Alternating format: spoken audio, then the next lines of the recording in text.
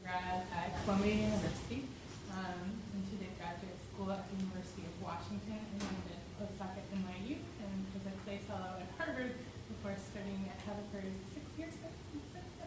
And she is going to tell us about dark matter halos. Oh, also, she has the claim to fame. She actually has a dwarf galaxy named after her. Wilman 1. That is true. I don't think anybody else here has a dwarf galaxy. No. I think there might only be one alive person. And we have a pleasure of that. Okay. And if anyone wants the story of how it got named that, because it's not what we called it in the discovery paper, you can ask at the end.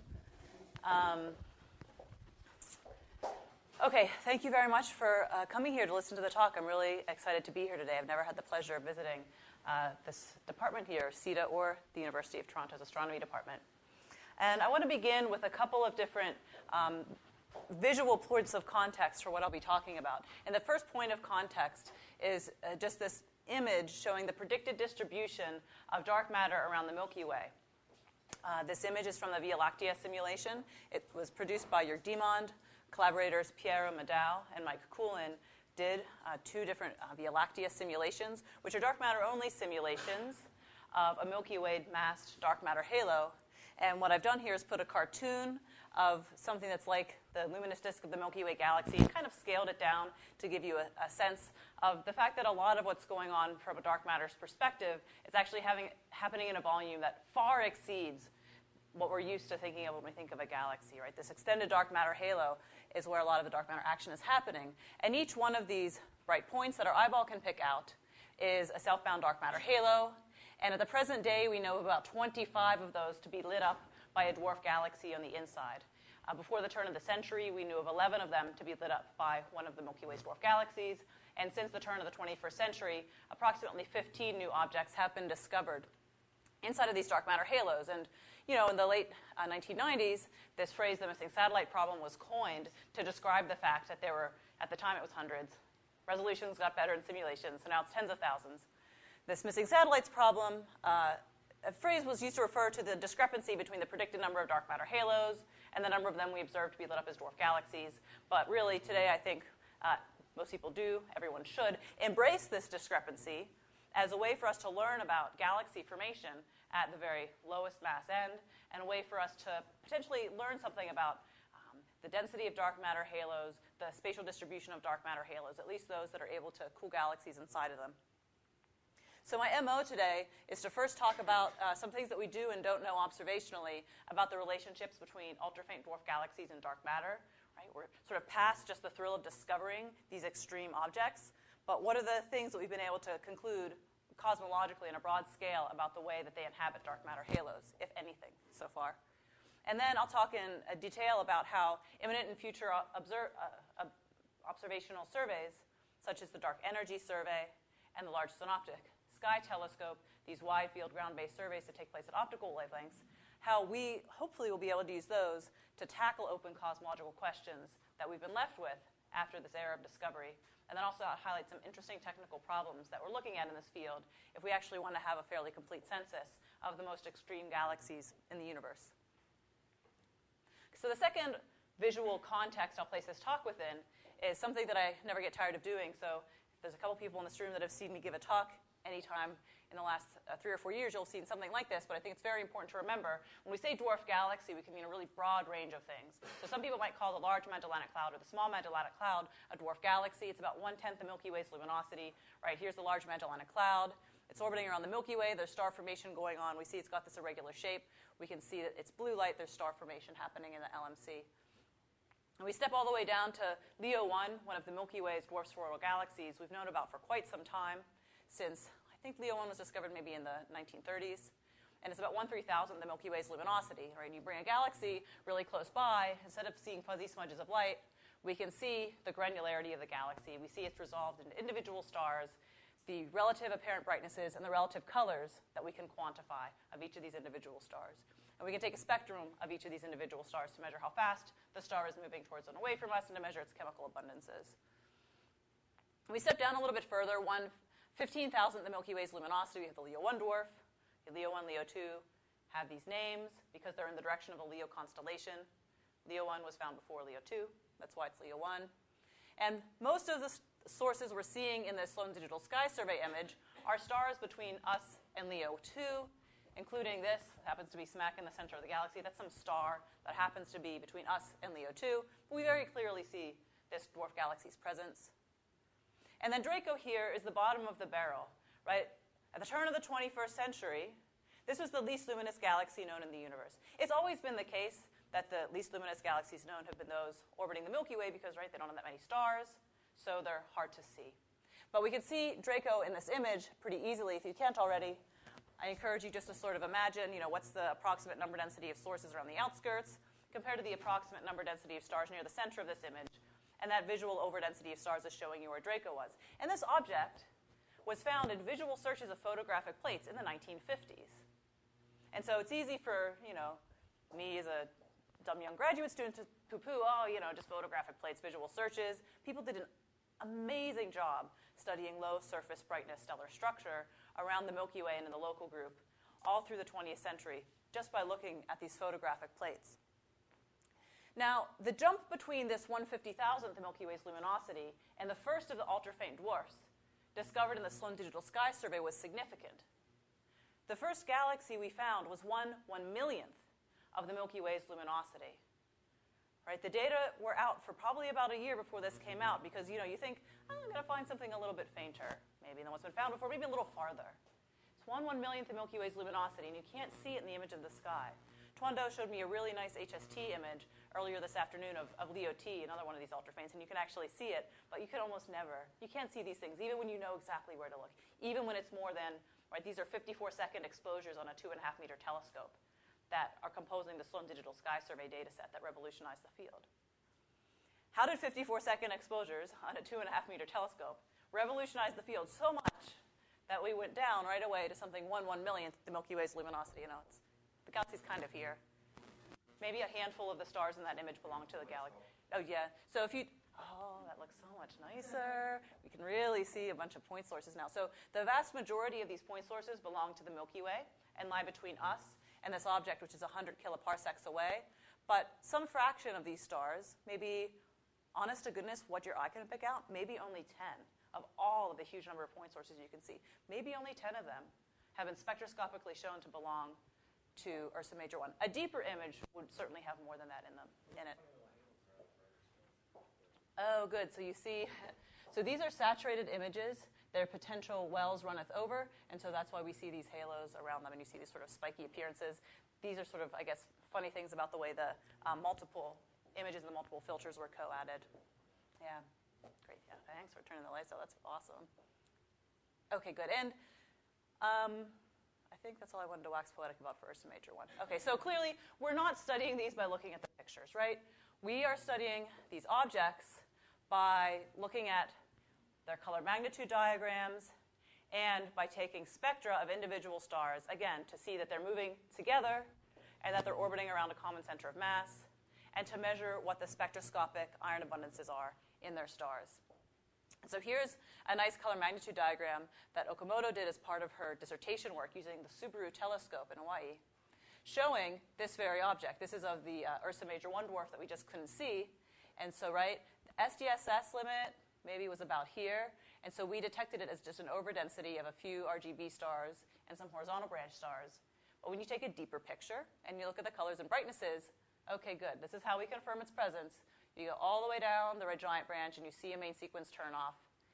You see a nice horizontal branch, and you see blue stragglers. So when these things were originally discovered, the discovery papers were largely just based on this sort of deep photometry, and then more follow-up observations also confirmed they were moving together and appeared to have a well-defined velocity dispersion. Okay, so this one is about 10,000 times the luminosity of the sun. Now, there are more extreme objects than the Ursa Major 1 dwarf, and here are two examples. Later in the talk, if I say, oh, these are minis, there's only so many different words we can use to refer to these dwarfs. Ultra-faint dwarfs is my global term. Minis are these ridiculously tiny things that are 1,000 or are fewer than 1,000 solar luminosities. Okay, so...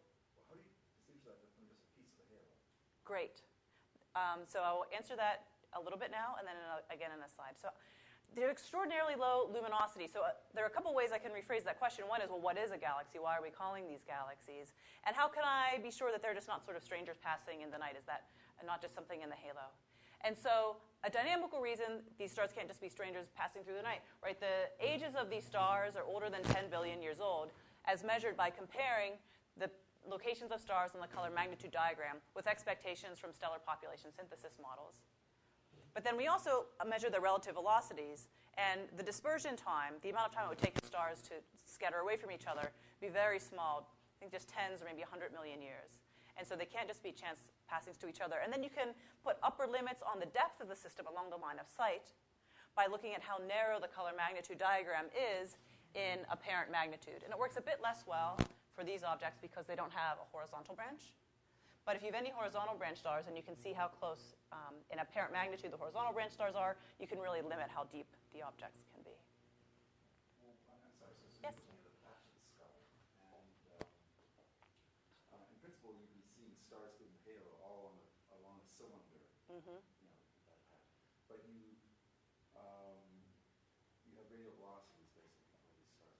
That's how you distinguish them from the integrated halo. But also we can see the sequence of stars. If I take a picture of a patch of sky right next to this, the color magnitude diagram looks very different. Or even if I take a patch of the sky next to this, what I will see is a red plume of stars from K and M dwarfs in the thin disk. Thick disk stars sort of lay up here. This is a very small area of sky. This is just a few arc minutes in diameter. If I looked over a big area, that's what I would see. Alternatively, I could do a simulation of the galaxy, and I would just see maybe 10 or 20 galaxy stars in a field this small. There's a very significant overdensity of stars, and they follow the right sequence. Good. Okay, and so then when we go to the color magnitude diagram of these really shrimpy things, okay, what do we see? Well, we see there's a main sequence and a turnoff. We see a main sequence and a turnoff. The Segway 1 color magnitude diagram published by Vasily Bolokarov doesn't even go much farther than the main sequence turnoff because it actually doesn't really have any horizontal branch stars or giant stars at all. If you just statistically grab only a few hundred stars from a stellar population, you might come up empty when it comes to red giant branch stars because they're so much less frequent than less massive main sequence stars. Here in the Wilman 1 galaxy, you see that there's some stars at the bottom of the red giant branch. These are spectroscopically confirmed members as well, but we haven't found anything more luminous than this. And so a key thing to keep in mind through this talk is in order to discover the very most extreme galaxies, and I'll say maybe the next slide, another couple words about why I'm saying galaxy and not star cluster. Okay. To find the very most extreme galaxies, we have to have a wide survey so we can see a lot of Milky Way volume. And that survey has to be deep enough, sensitive to faint enough apparent magnitudes, so I can see stars down at the main sequence turnoff or fainter, because there's nothing else for me to count. Right? We're basically just counting stars and looking for overdensities of them. We're counting them not just in space, but in brightness and in color. We're using multiple dimensions. That's how SDSS really helped us do better. I think I started that thought and then got distracted earlier when I was saying, why did SDSS get us so much deeper in 54 seconds? But it gave us these extra dimensions. It's digital, it's uniform. We can use colors and magnitudes and spatial locations of stars when counting them up. So then we get to this question of why we're calling these galaxies at all. And it makes some people still a little angry that we're calling these galaxies. And so what I've done here, also to give you a sense of the overall demographics of this population, is I've shown you the physical sizes compared to the luminosities of known dwarfs around both the Milky Way and M31. And I've included globular clusters around the Milky Way on this figure. I have not included young star clusters because I'm comparing old stellar populations to old stellar populations. Young star clusters significantly complicate this, and a lot of young star clusters, quite frankly, they're probably not going to be around 10 billion years from now, so they're a bit of a different beast. And it used to be the case, what is a galaxy? And some people have cheekily in the field said, look, I know it when I see it. This is not an interesting question. Where I know it when I see it really means at a set luminosity, star clusters have a much smaller size. They've got a much higher star density than galaxies. And it's been the case that up until very recently that's been fine. Here we have our friend NGC 2419, which has complex stellar populations. At the low luminosity end of the star clusters, you have these really shrimpy things that are physically small, just about a parsec. But, Palomar 14, this is an outer halo globular cluster that has tidal tails associated with it. it's only recently that all of these lower luminosity objects have been discovered that are encroaching on the star clusters in size luminosity space. Or you can think of it as the star clusters encroaching on the galaxies if we're remaining agnostic for now about what the classifications are. But, and there's my picture illustrating Mordess-Lensden's. These two objects have a pretty similar absolute magnitude. And what a lot of folks in my cohort studying these objects are like, okay, well, galaxies are stellar systems that have a dark matter halo, and star clusters are stellar systems that don't have a dark matter halo. And we're not just saying this because we love dark matter and we carry mugs that say CDM forever on it. We're saying this because we're interested to understand the universe in a cosmological context, right? And if I want to understand if my predictions match my observations, I need to know which objects I should be comparing to my observations. Bless you. And it's not trivially easy to know the answer to that question anymore. It's not trivially easy to know which things I should be comparing to my CDM plus galaxy formation models. But, others, and some people who've remained very vocal in the field, even if I disagree with them, have remained very vocal. Well, why do you have to have dark matter? What if we don't have dark matter? It's a CDM theory. We can't have that be the fundamental definition. And so then another way to phrase this, which is, we could say a galaxy is a bound stellar system whose properties cannot be explained by baryons and Newton's laws. Well, you might be able to fix that by adding dark matter to the system or by alternative theories of gravity or whatever explanation you want. But the sorts of diagnostics we need to select a set of objects that satisfy this definition are very similar, whether you want to call it dark matter or whether you want to call it something else. And I won't go into it now, but if you're interested, you can ask me at the end about what I think about different ways to possibly diagnose this definition. But at the most basic level, right, we use dynamics.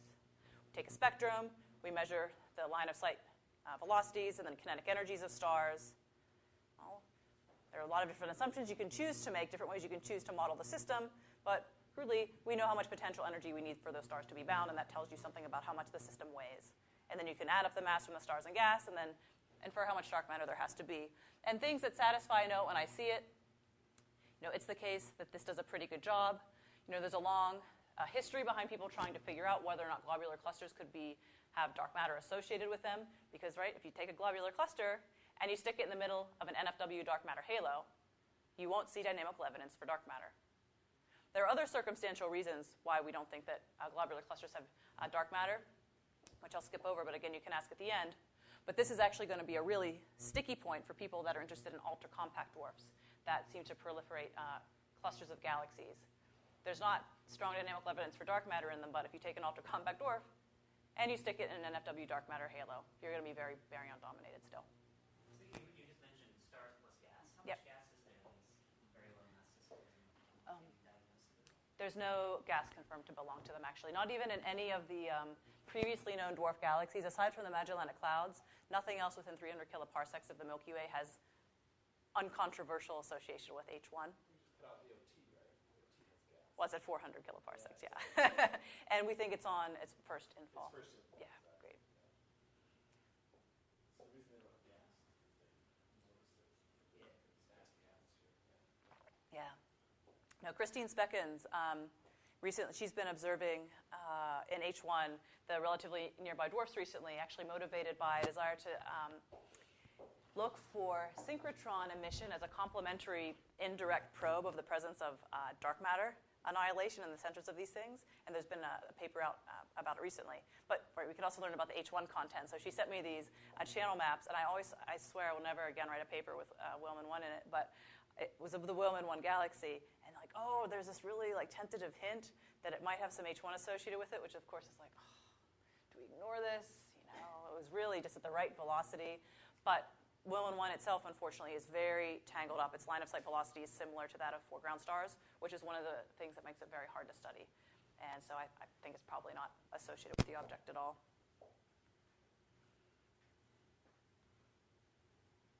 Those were the slides I'm not going to talk about. Indirect evidence, no dark matter, globs, anyway.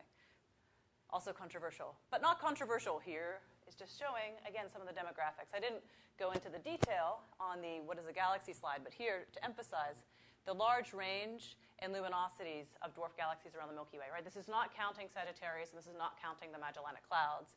Even just going all the way up to Fornax up here, we have a factor of 10,000, 4 orders of magnitude spread in the luminosities of Milky Way dwarf galaxies. And we see very nearby, look at these guys, they're so small. There's 6 objects with less than a few thousand solar luminosities in them. These are the 4 that I'll sort of refer to as minis. They have less than 1,000 solar luminosities, right? When we look up at the night sky, a number of those stars are a single star that has more luminosity than these entire galaxies, right? But we measure the kinetic energies of stars in those galaxies. You need a humongous reservoir of dark matter. It doesn't matter what you do or don't assume about the isotropy of the orbits or the lack thereof. You need a huge amount of dark matter to explain the velocities of the stars in these objects. And when you first look at this, you might say, oh, there's like a trend. There's our environmental relationship where you only get the very low luminosity things close by. Maybe this is telling us something about the effect of the Milky Way's gravitational tidal field on the properties of these objects. But right, there's very severe detection limits, of course.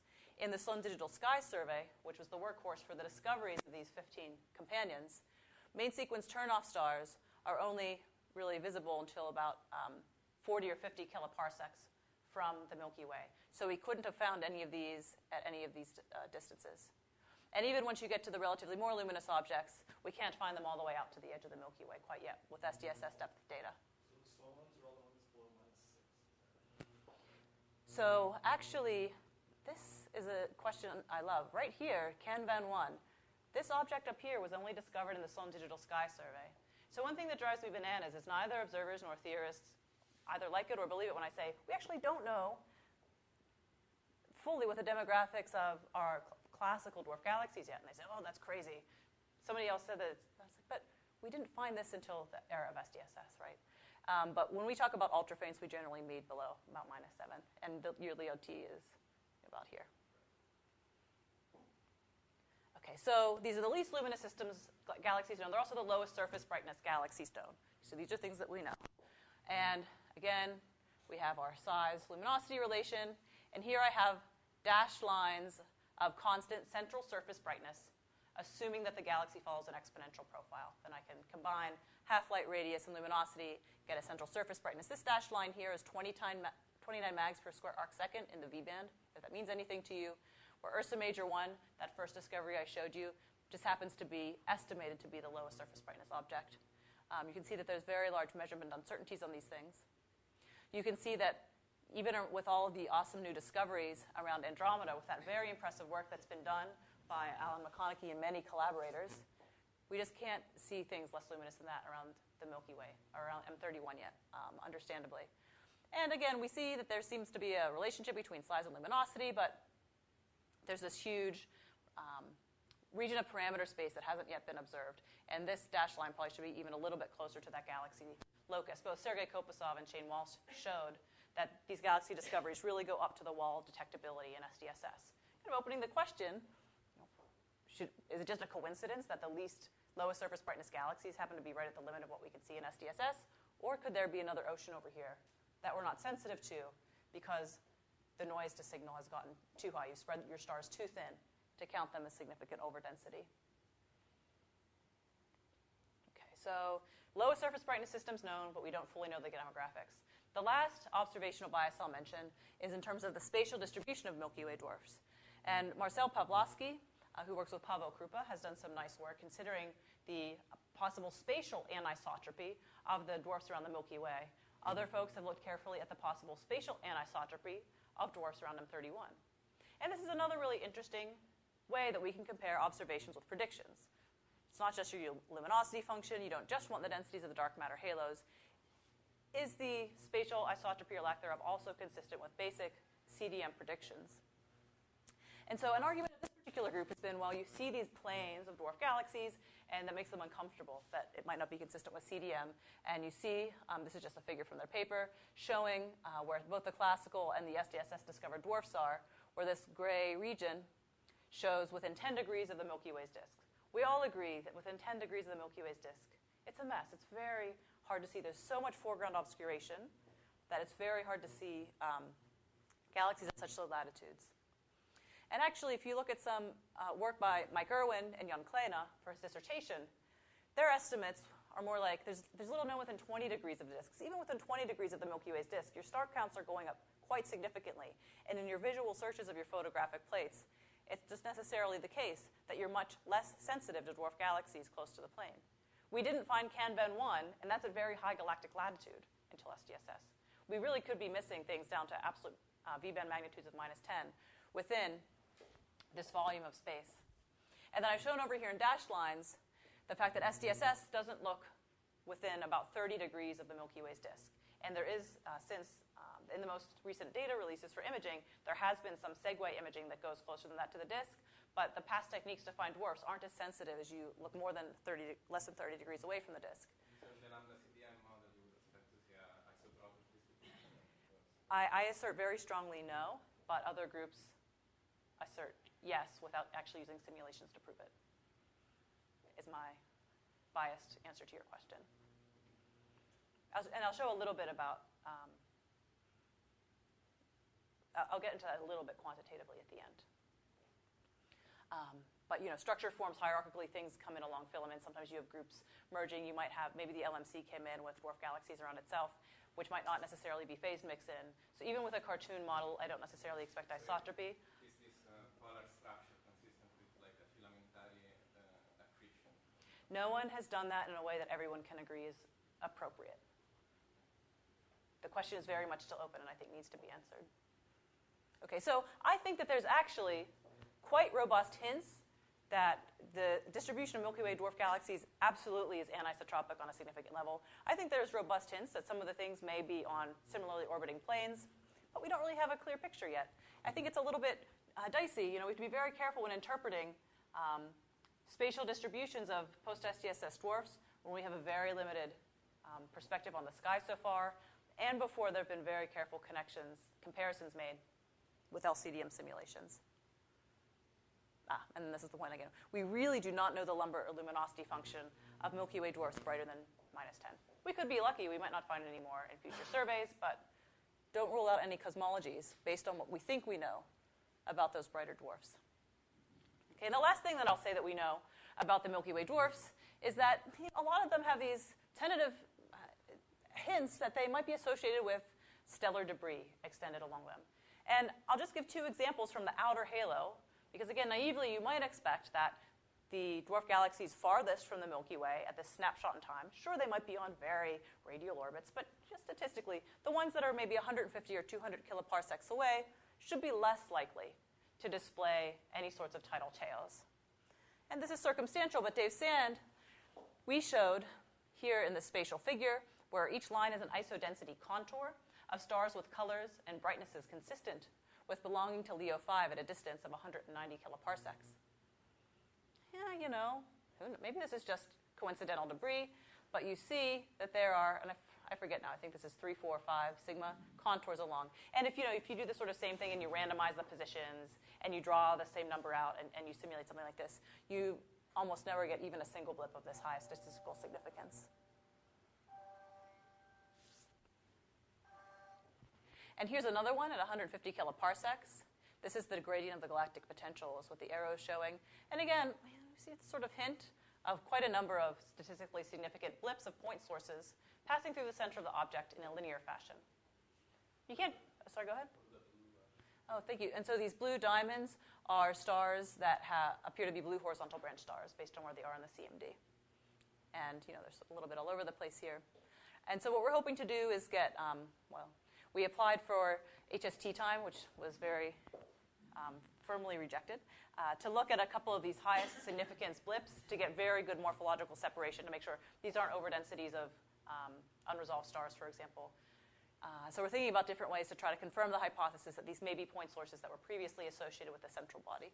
But I don't know, actually, if it's possible. But the last thing I'll say is this is just a wonderful result that Evan Kirby has largely led, along with a number of other folks.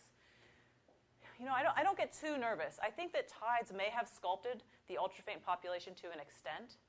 But the fact of the matter is there is a relationship between luminosity and average metal abundance of stars in the galaxy that spans over a very wide range of luminosities. And here we see this relationship. A dotted line is a fit from Kirby et al. 2011.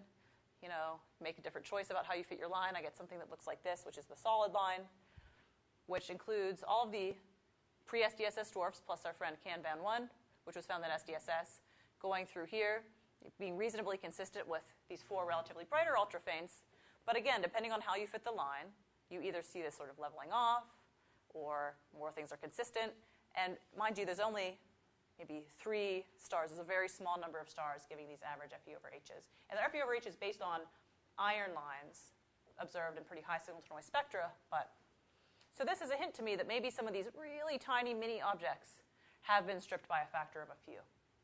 But we don't yet know. Okay, so these cool discoveries, we've learned a few things, but to me, these are some of the most immediately interesting open questions that we can start tackling now. Which of these objects should be compared with predictions? Okay, and we can tackle that by trying to carefully diagnose what a galaxy is. How many galaxies are there, right? Is this the most numerous type of galaxy in the universe? Are things like Segway 1 the most numerous type of galaxy in the universe? What is the spatial distribution of dark matter halos that were able to form a dwarf galaxy? And do these things form by nature or by nurture?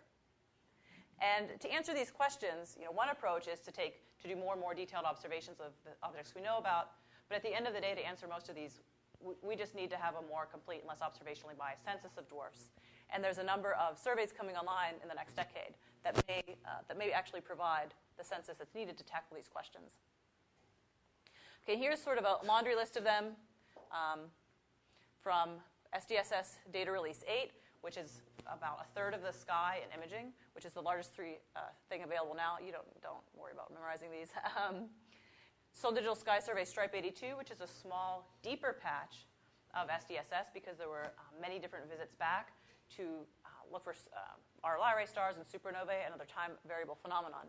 And a reason I really am interested in SDSS Stripe 82 now is because it has a very similar depth in the R band and a similar depth in some of the other filters as the LSST single visit images will have. And so the Stripe 82 portion of SDSS provides us a really nice test bed to try to understand how well we might be able to trace low surface brightness structures in the first single epoch LSST observations. Dark energy survey, they're starting to take data now. It's very exciting. It's 1/8 of the sky and quite a bit deeper than SDSS. And what I can do is, remember again, to find those tiniest, most extreme objects like Segway 1, I need to be able to see the main sequence turnoff.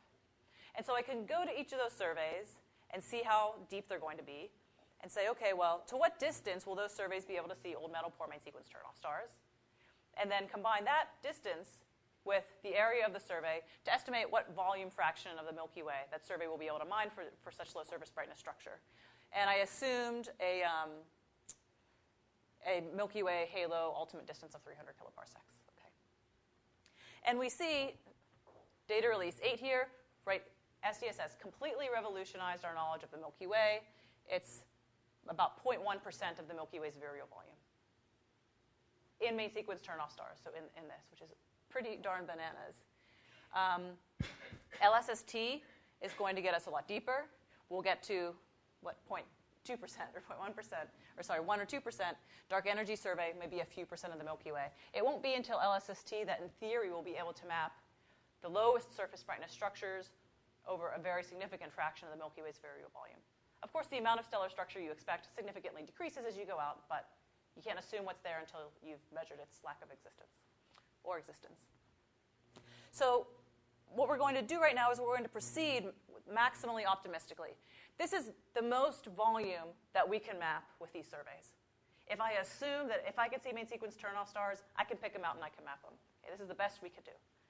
So let's proceed with this optimism and make some expectations for how many dwarfs we might be able to discover by these different surveys to figure out whether or not we can actually find enough of the dwarfs to draw cosmological conclusions, for example, about their spatial distribution. And things like this have been done before by Eric Tollerud and Sergei Kopasov, but we know a little bit more now, and there's some more simulations available now. So we should do it again. So we take what we know about the dwarfs and how much area has been surveyed, and we can convolve that with what we know about the detection limits, how far away such a dwarf could have been found. And then you need to say, well, you need to assume a spatial distribution. So you say, I found this dwarf. I could find it out to this distance. I assume a spatial distribution. I assume that distance will include 25% of all subhalos that host a dwarf galaxy. Then you can start getting corrected numbers. You have to assume that there are no galaxies lower surface brightness than those previously seen. You've got to assume all kinds of horrifying things. Okay, bear this in mind when you see the papers that give you the luminosity function. But this is the best we can do. And then you can estimate the total number of Milky Way dwarfs you may find in your new favorite survey to put in your observing proposals or to write your interpretive paper. Okay, so what we've done, something that both Tolerant and Sergei Kopasov did, is they sort of assumed one radial distribution. So Jonathan Hargis is a postdoc working with me at Haverford, and we're taking a look at Via Lactea 1 and 2 in the Aquarius simulations to consider both what the halo-to-halo scatter might do for our expectations in terms of the number of dwarf galaxies around the Milky Way, and what just the different choices about which subhalos might be populated by dwarf galaxies could do for our expected number of dwarfs. Okay, so here, if we take subhalos with a present-day Vmax of greater than 5 kilometers a second, which should be, better than above the resolution limit, these shouldn't be numerically affected.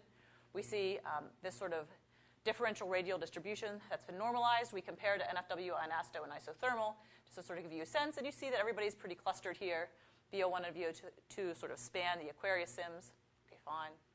Okay, well, what if I make a different assumption about which subhalos are able to host a dwarf galaxy? What if I say it's not just a random set of my subhalos? What if it's the ones that were most massive in the past? Okay. And one way to quantify which subhalos had the deepest potential wells in the past might have been most easily able to hold onto their gas through things like reionization. What if I just pick V peak is greater than 10 kilometers per second? So V peak means if you trace a subhalo's history back in time, that the maximum circular velocity it had at any point in time was more than 10 kilometers a second. And we see that there's quite a shift here, just in the inner regions, right, down, up. Okay, the more massive subhalos are more centrally concentrated. Okay, fine. This has been seen by others, claimed to have not been seen by others before. And so what we need to do is take this differential radial distribution. In part, we plotted it like this because it's nice, and to compare with other published figures, and to invert it to get our correction factor. Okay? What fraction of all of these subhalos as a function of distance are contained within a certain distance as a function of distance? And whereas here everybody looks sort of the same, it's hard to know what the cumulative effect will be of these slight variations. Right? When we turn this and invert it into a correction factor, we see that here in the black are the simulations, there's a fair bit of scatter. So what I can do is overlay. This is the maximum detection distance of Segway 1, which is the very least luminous of the Milky Way dwarfs. And we see that depending on which of these halos I take, there's a factor of about 2 or 3 difference in what I extrapolate for the number of dwarf galaxies I infer based on one observations of one Segway 1. Right? And so depending on what I estimate, only about 1/50th of the Segway 1-like halos could have been within my survey volume, or 1/30th. And then this solid line is a little bit more reasonable. These are sort of ignoring the insane Segway 1s. What a galaxy that's maybe a few thousand solar luminosities of the sun could have been found out to here, and there's still about a factor of 2 scatter just from halo to halo scatter. These lines are all your Vmax greater than 5 kilometer a second halos. Okay, so there's a big halo scatter. And then, if you also chose a different model, there'd be a slightly different scatter. We also are interested to think about, well, what happens with luck of the draw, where you slap down your survey on the sky? And this is something that Eric did, but he didn't unpack it in quite this much detail. And we chose angular footprints of 1,000 square degrees up to about 12,000 square degrees. And the reason that we chose these was because this is about the area of SDSS-DR8 that we believe has been thoroughly mined for dwarfs. This is the area of sky that corresponds to the published estimates of how many dwarfs there are. This is how big DES will be. And then I wondered, well, what if it turns out we need narrowband filters to really find these dwarf galaxies? I'll end the talk with a couple of technical reasons for that. What if I could make a fantasy survey where I could really get all the way out to the virial radius in my fantasy small footprint survey? What would I expect the scatter from footprint to footprint be? Okay, so what we have here is the ratio of the fraction of subhalos within my pretend survey divided by just the fraction of the sky covered. Okay, so this would be, if those two are equal, and your median should be about there, if you have an isotropic distribution, and we see Aquarius and VL1 and VL2 unpacked. And if we're considering these relatively smaller footprint surveys from 1/8 to 1/40th of the sky, it's the case that just depending on luck of the draw where you slap down your survey, you can get almost a factor of 2 difference in the number of subhalos that fall within your footprint. And I'll say that the top and bottom here, this is 10% and 90%. Okay, that's not 1 sigma. 10% and 90%. That almost goes away for a large area survey, but right. And what red shows what you expect from shot noise, from square root of n statistics. And it's a little bit misleading, actually, as Jonathan appropriately pointed out to me, because square root of n should give you a sense of the 1 sigma scatter, and the black error bars are the 10 to 90% confidence interval. And so it's not clear how much of this is anisotropy versus shot noise, right? But just square root of n, you're going to get some scatter, and this is probably a little bit of anisotropy, a little bit of square root of n.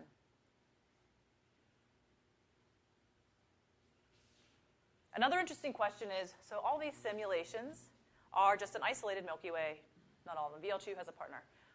Generally, these simulations are an isolated Milky Way mass dark matter halo, but we aren't isolated in space. We've got M31 near us. We live in a local group of galaxies.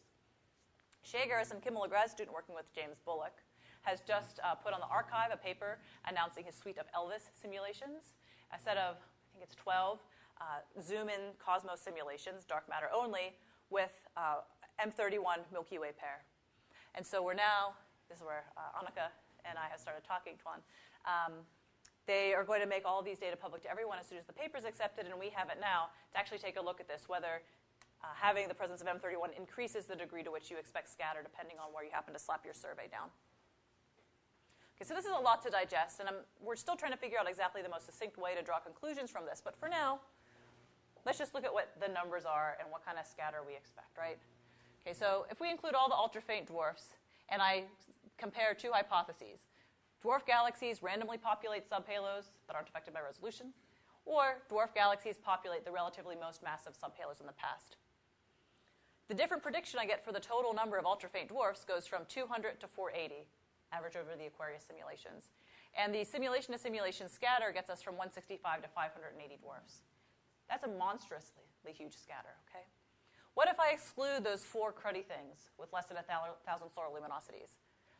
What's the number of ultra-faint dwarfs that aren't so crummy that I expect with these two hypotheses for how dwarfs populate dark matter halos? Well, from 58 over the entire sky to 82. And right, we already know about 10 of these 58. So you can start to play games. Okay, DES, 1/8 of the sky. Okay, so let's see, 1/8 of, and this goes from 50 to 68. Let's be unlucky. What if there's only 50 and we're just like that Aquarius simulation? Okay, so 1/8 of 50 is about 8. Okay, so that's about 8 within a DES simulation. And then I showed you the luck of the draw, depending on where you put that DES survey down, could vary how many subhalos you expect by a factor of almost 2. Okay, so maybe there's only 4 ultrafaints within the DES direction. If DES only reveals a couple new ultrafaint dwarfs, it might be consistent with cosmological expectations. If DES finds 10 ultrafaint dwarfs, it might also be consistent with the same exact cosmological expectations, just because of halo-to-halo scatter, or maybe slight variations on what our hypothesis is for which of these dark matter halos things populate. I don't think that DES is going to have the volume to actually measure the spatial distributions of typical ultrafaints. I don't think we'll be able to draw new cosmological conclusions from that, but I think it should reveal something quite significant about things like Segue 1. If there's no Segue 1 found in DES, I don't think Segue 1's formed by nature and not nurture, right? I think that they're preferentially located nearby the Milky Way. If we don't find any of these mini objects in DES, we expect a huge number over the sky of those tiny things. The correction's very uncertain. Okay, so the last points that I want to make are, again, this is sort of in the best case scenario. These surveys, this is how deep they'll be, this is how many dwarfs we expect to see within them. But, in the era of SDSS, no matter what you study, it's easy. If it's an extended source, it's a galaxy. Quasars are point sources, stars are point sources. And so you can study point source catalogs and know that's how you get your quasars or stars, and vice versa for galaxies. But, right, as you go deeper, in apparent magnitude, these data are from the Cosmos survey. Here's the number of Milky Way field stars shown in this solid black line. And depending on how good your imaging is, you might only be able to resolve galaxies with full width half maxes of greater than 0.2 or 0.3 arc seconds. You might only be able to morphologically distinguish those from stars. Okay, so you see these very faint magnitudes that field stars are vastly outnumbered by galaxies that look morphologically like stars. Okay, so that's the field. What if I actually stick something there? Well, I just stick a stellar stream there. If I stick a stellar stream there, we see a similar problem. This is the foreground stars plus unresolved galaxies are going to outnumber the numbers of stars we accept in very typical streams that are predicted by people like Katherine Johnston. And so this is a challenge that a lot of people are going to care about. And the way that a number of different groups have been approaching this is, okay, well, we can only do so well with morphology. And actually, I want more people to be focusing on how we can do better with morphology. But the new direction is, okay, well, stars and galaxies also have different SEDs. And we look in color space, stars and galaxies tend to occupy different loci.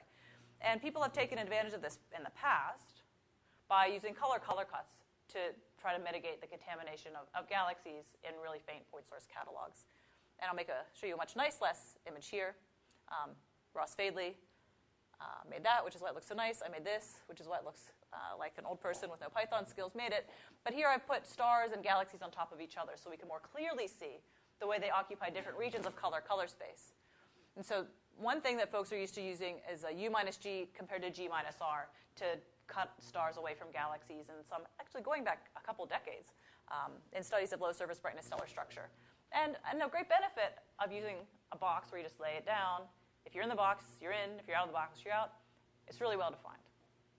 You can draw your box exactly where you want to for the exact type of stars you're interested to study. It's pretty easy to do. And if I just sort of do this for the field, do it simply, it's pretty easy for me to get rid of 75% of the galaxies. But I don't get rid of all of the galaxies.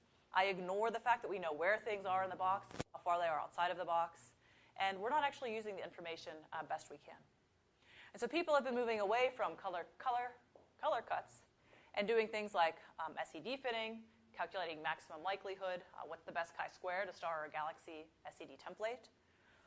Folks, especially who are doing galaxy surveys, have used standard Bayesian approaches to discriminate stars from galaxies based on their broadband photometry. And most recently, people have been applying machine learning techniques, such as neural nets, hierarchical Bayesian, and support vector machines, to try to use color and magnitude, in addition to morphology, as a way to discriminate stars from galaxies and to apply some probability on them. And if anyone's interested, I'd be happy to say a couple more words about those techniques. So the reason why basic reason why stars and galaxies look different is because when you look at individual stars, it's atypical. It's a giant or it's an early type of star. Exactly, and then a galaxy is a collection of stars, and so you tend to get a much less well-peaked SED. Good.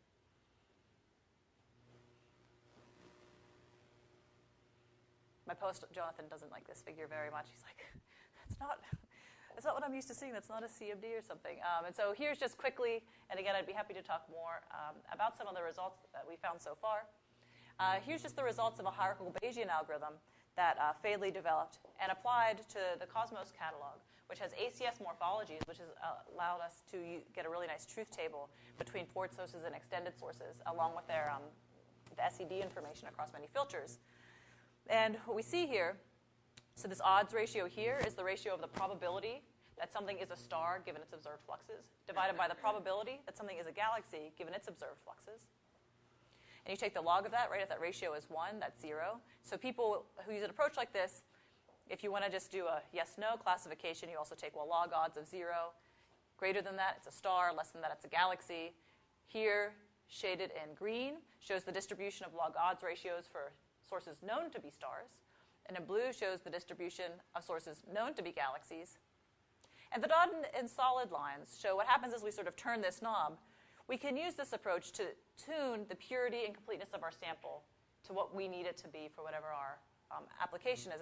And this is really quite nice. We only ran this on sources that would have been unresolved in ground-based observations that are in the Cosmos catalog. But you can see for, let's see, green is star completeness and star purity.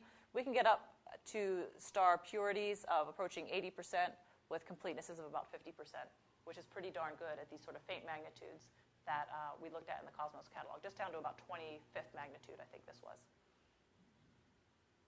So emboldened by this initial success, we decided to tackle Stripe 82, which we also used UGRIZ for, where here is the first, I think, or one of the first actual attempts to quantify the purity and completeness of the SDSS Stripe 82 point source catalog, where it does really quite well, down to about 23rd magnitude instead of purity, although your completeness starts to get lost around 21st magnitude. And we wanted to apply these same machine learning techniques to get a more pure and more complete point source and galaxy catalogs. But we immediately ran into a wall because the signal-to-noise properties of Stripe 82 are very different than Cosmos. Somewhat, disconcertingly, they're very similar to the signal-to-noise properties of the LSST single exposure. So the sorts of performance that we may get on Stripe 82 is indicative of the sorts of performance we may get in LSST single exposure. And so now we're thinking about different ways to both, one of our limiting factors is getting a truth table so that we can quantify how well we're doing, and then thinking a little bit differently about how we might tweak the approach we're taking to combine the color information with morphology to learn more about whether the sources are stars and galaxies. So ultra-faint dwarfs are exciting benchmarks of dark matter on subgalactic scales.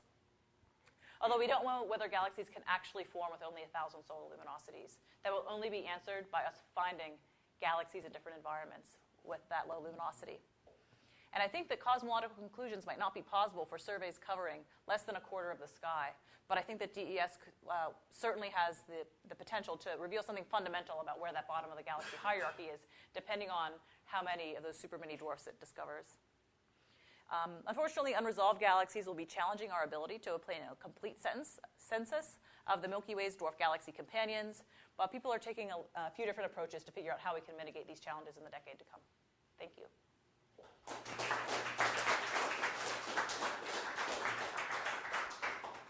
Please. Oh, the lights, yeah, good. What do we know about how the stellar mass to dark mass ratio scales with galactic-centric distance? Oh, that's a good question. I'm sure somebody must have looked at that. I've never looked at that myself. People usually look at it, how does mass-to-light ratio scale as a function of luminosity? But luminosity appears to correlate with galactocentric distance right now. Luminosities where you have quite a wide scan Yeah. of galactic-centric radius, right? Yeah. No, that's an interesting question. I don't know. I haven't looked at that. So the point here is it's unknown where the galaxies can form. So what you're saying is you're not sure if you believe that Wilma 1 is a galaxy? I'm saying I'm not sure if it started off with only 1,000 solar luminosities or if the Milky Way took some of it away. I see what you're saying. Took 80% of it away. So Marcella, what's the smallest galaxies that form if they've had a full complement of baryons in CDL model? 1 star. They can be quite small.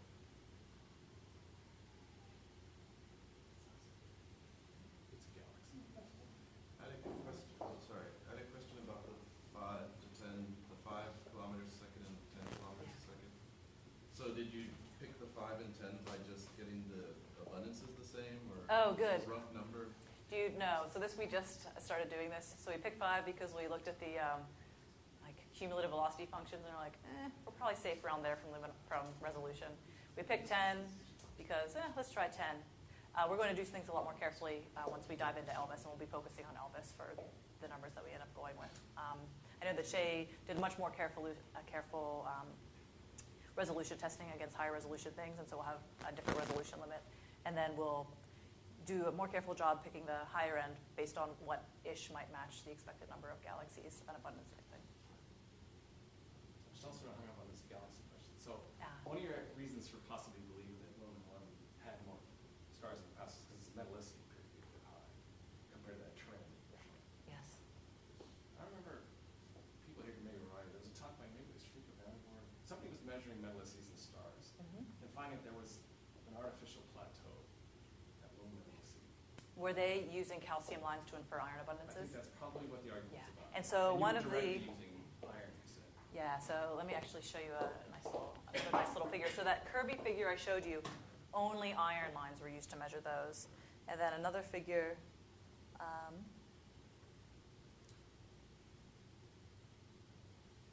where we compare with the abundances for globular clusters identified by, I know when I see it, where here is the median, and this is the, I forget if that's 10, 90% confidence, but it's a measure of the scatter in the iron abundances from star to star. And it assumes an underlying Gaussian distribution, which is an issue. And you see that there's a quite large scatter in the star-to-star variations. And so that's also part of why we feel confident that it's a galaxy. Right. Because you need a huge potential well to retain the ejecta of the supernovae. But there's 3 reasons why I think Wilma 1 might have had more stars. One is exactly what you say. It's just 3 stars, so who knows? That's circumstantial. Another one is its isodensity contours appear to be distorted. And it's also circumstantial because if you make enough simulated dwarfs, you get these false-looking tidal tails. A third reason, also circumstantial, is that its velocity distribution is very much unlike Segway 1. It's a very wacky-looking velocity distribution. The dispersion at the center is different than the dispersion on the outskirts. Just out of curiosity, if we find another Segway 2 out at 300 kiloparsecs or so, what are your readings as to how challenging the spectroscopic follow-up is going to be to get information about the velocity and metallicity distribution? Yeah, it's going to be super hard. And so the apparent magnitudes of the stars are going to be, oops, can't see it on my screen. If it's at 300, this will just help jog my memory. Then the apparent magnitudes of main sequence turn-off stars at 300 kiloparsecs are like 26th magnitude. So we need a 30-meter telescope to follow up things that are at that distance. And that's actually sort of a neat little thing. When thinking of LSST, we can say, oh, what can we detect? But the follow-up is just going to be, ridiculous. And that's a whole other level of technical challenges. Does it mean you found anything if you can't follow it up with a 30-meter telescope? You need TAC to follow up current observations, you need TMT to follow up the next generation. Yeah, absolutely. So you said you only got 3 objects, and you only one you mentioned the rest before. And There are 3 or 4, actually, objects that are, I'll show you which ones they are. and this is just because you looked at all the brightest stars, basically. Yeah, and it's not just, so we have oops, that's not CMD. So we have spectroscopy of these stars, and some stars at the top of the main sequence. But the technique that Evan Kirby was able to calibrate and confirm against high-resolution spectroscopy on high-res on Keck just works for objects that are in this region of the red giant branch. And then also with our spectroscopy of this object, the signal to noise was sort of crapping out when you got down to here. Luis Varga, who's working with Marla Jiha at Yale, is working on extending Evan Kirby's technique so it can be applied if you're able to get high enough signal to noise spectra down here. So I think that actually will be quite promising to build up a bigger spectroscopic sample of metallicities. What do you think about contamination in the Milky Way streams? There's a lot of them near the It's so annoying that Sagittarius is everywhere, and that other streams are everywhere. And this is actually, so getting that paper, I shouldn't say, is it 2011 I got that out? I swear it wasn't accepted for quite some time. One of the big sticking points for our interpretation of the 1-1 observations, understandably, was what if you're just unlucky? You can tell me all day long that there's no way that these are Milky Way foreground stars, given the properties of their spectra, but you cannot tell me that you are 100.0% sure that you are not unlucky and there's not just some foreground stream that's kind of at the right distance that not physically associated this and that. So it's published as a probable dwarf galaxy because that scatter, we have 3 stars and they span, I don't think I have the spectra in this talk, over a dex in FE over H, one's in the middle, so that's comforting. We have quite a span, but what if the stream was a destroyed dwarf and then there's just one star in this, and you can contrive things. The alphas go also in the exact right direction for what you would expect for a very slow star formation history. Would you be able to see such a stream with SSS data? Not if we were unlucky, right? You can't really see streams fainter than about 32 magnitudes per square. The stream would have to be lower surface brightness than the galaxies we're finding. And we would have to just be unlucky, and 2 of them would have to be within 5 arc minutes. It's possible.